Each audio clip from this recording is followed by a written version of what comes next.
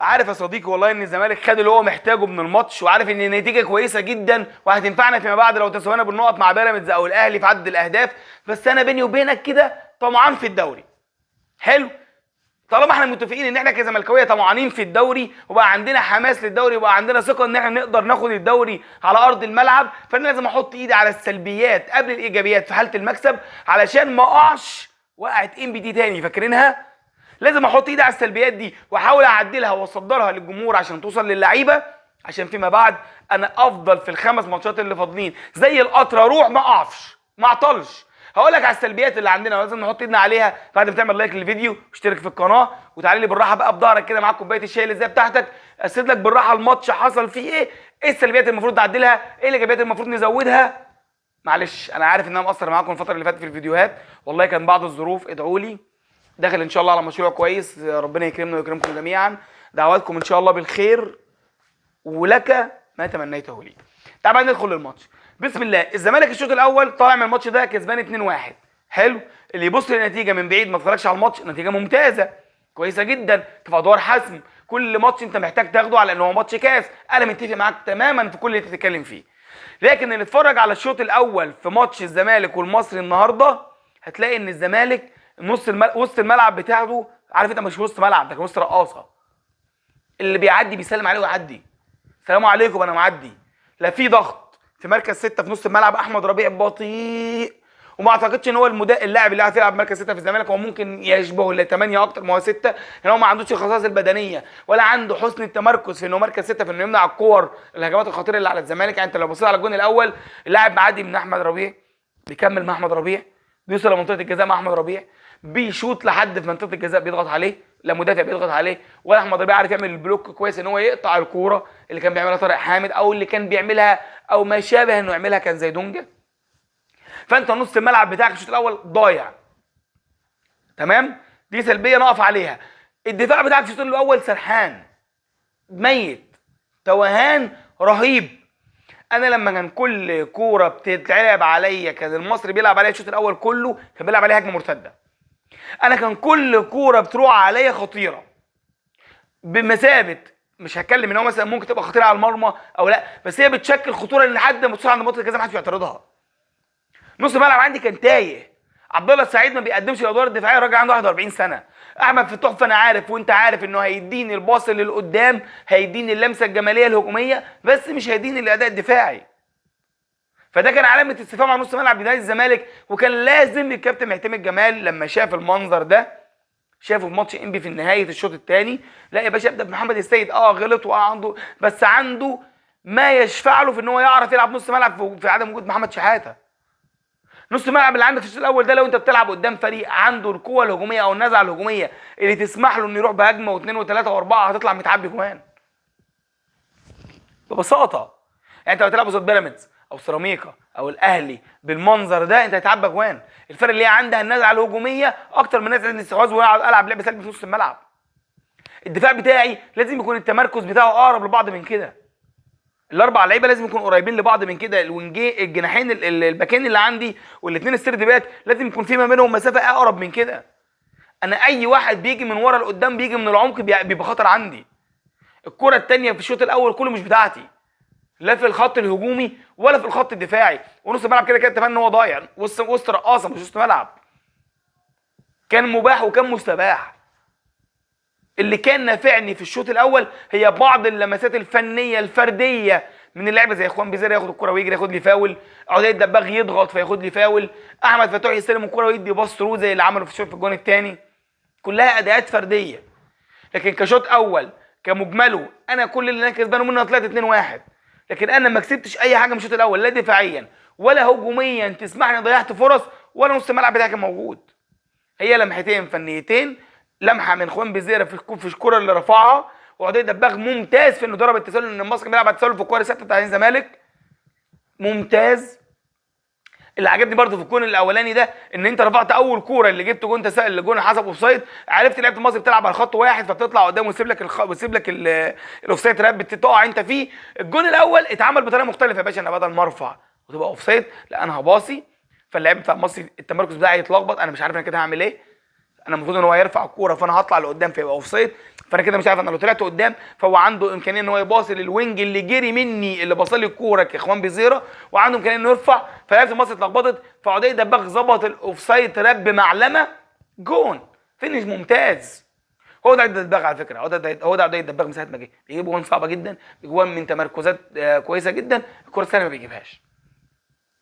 الجون الثاني، تسلم رجليك وتسلم عينيك ويسلم التايم الممتاز يا فتوح. تسلم يا فتوح والله، والله يا ابني تسلم. والفينش ممتاز من ناصر منسي. الجون ده اقل ما يتقال عنه اللي هو باصة فتوح. بس باصة في وقت صح، باصة سليمة وصلت المهاجم بتاعي للجون. انا كزمالك عندي المهاجم يا باشا، يلا اتفضل هات جون، جاب جون. خلص الشوط الاول 2-1 للزمالك.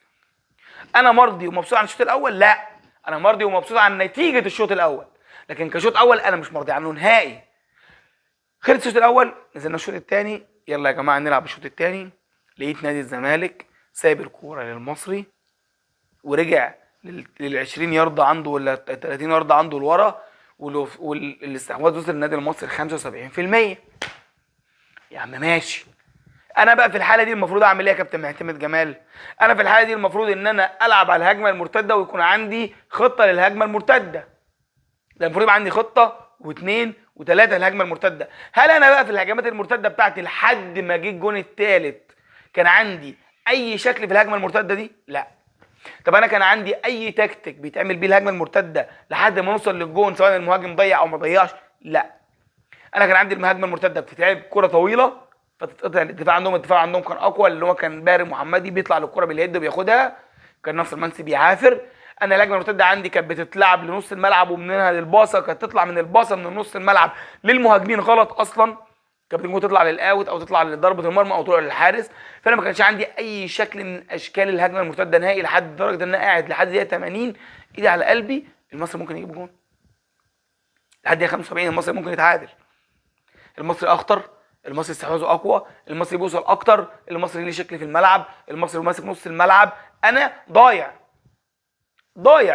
بص على فكره عشان يا جماعه اللي بيطلعوا ينتقدونا، يا معلم احنا بنتكلم الكلام ده واحنا كسبانين 4-1. انت لو كسبت 2-1 اطلع تعمل فرح وبكره نفكركم في ماتش سيراميكا. انا كسبان 4-1 وطالع بنتقد لعيبتي او بوجه بحط صباعي كده على النقط السلبيه واقول يا جماعه بعد اذنكم خلوا بالكم هنا في 1 2 3 4 5 سلبيين ركزوا معاهم عشان مش عايز اقع تاني. الوقعه بتاع ام بي دي خسرتني انا قاعد مرتاح دلوقتي في، حتى لو انا خسرت يبقى عندي لسه متساوي، يبقى انا لسه متصدر. لا، انا اي وقعه هترجعني في المراكز في الترتيب لورا، فلازم يكون عندي كل كوره تيجي فرصه اجيبها جون. زي مين بقى؟ زي الاسطوره ناصر منسي في الجون الثالث. يا جماعه هو هل حد يختلف او يتفق ان نادي الزمالك عنده هدفين من احسن اهداف الموسم؟ هدف محمد شحاته لو تفتكر في اول ماتش في الدوري في جون سيراميكا في الدقيقه 91 اللي جابه من نص الملعب، والجون الثاني بتاع ناصر منسي النهارده، الثاني ناصر منسي الثالث نادي الزمالك. ايه يا معلم ده؟ ايه يا معلم ده؟ يا ابني انت صدقت نفسك ان انت فعلا اسطوره؟ يا عم انت اسطوره. طب هل انت صدقت نفسك ان انت فعلا رونالدو ار 9؟ يا عم انت رونالدو ار 9. يا معلم كريستيانو رونالدو في عزه ما عرفش يعمل كوره زي دي عشان ما نلحقش يعني. يا معلم ميسي في عزه يعمل كوره زي دي عادي. يا معلم سواريز في عزه ما عرفش يعمل كوره زي دي. ايه يا ابني الفجر ده؟ ايه يا ابني الفن والمعلمه دي؟ كوره اتعرضت غلط من بزيره واتعرضت عاديه من بزيره، المدافع المصري يشتت، الواد يضغط ويقطع الكوره وبوسطه بيتلف زنبلك 180 درجه وبوش رجله في الثمانيات البس. خدنا الاولاني يقول لك حارس المصري يضحك وهم عندهم الشناوي جوه اصلا، خلي بالك يعني. يا معلم الواد حارس المصري ده شاط كوره من الشوط الاول من محمود بنتايج فاول هاروخ، نوير شالها من كريستيانو مره في الكوره الجامده دي ايده اتكسرت. يعني انا مش بواجه ولا بقارن، بس هل حد كان يتوقع ناس ما تشوف كوره زي كده عشان الحارس بتاعهم يصدها؟ يا معلم جون اقل ما يقال عنه جون عالمي اقسم بالله، جون مزيكا. ايه ده؟ انا لو مش عايز اصور واموت في وقت الفيديو انا ممكن اتكلم عن الماتش ده، انا جولنا مثلا ساعه لوحده من تحرك ناصر منسي. في ان الكره ما وصلتلوش، في انه كمل وضغط على نص ملعب النادي المصري وخطف الكره على خط ال 18 ويلف في وسطه ويلعب الكره بالمنظر ده، وتوفيق ربنا يجي له عشان هو اجتهد فتروح بالمنظر ده، والحارس ما يصدهاش بالمنظر ده ويضم بالمنظر ده. جول عالمي من احسن اهداف الدوري. يا راجل ايه ده؟ ايه ده؟ ايه ده؟ انا كنت جاي في المواصلات بتفرج على الماتش في التليفون بس مباشر لحد ما وصلت هنا، يعني الجون الرابع شفته في البيت. فقعدت انا بتفرج على الماتش، الجون التالت جه فانا في الماتش ايه الناس اتفرجت عليا ايه يا معلم ده؟ فبقول الناس اللي قاعده بص الجون، بص الناس اللي ماسك الجون عامل ازاي، الناس كلها في العربيه يعني كله ركز معايا. ايه يا اسطوره ده؟ الجون الرابع عجبني في حسام عبد المجيد ان هو بيوجه دماغه. دايما كان عندي مشكله من ايام علي جبر، يا جماعه انا عندي مدافعين طوال، انا ليه ما بستغلش الكوره الثابته؟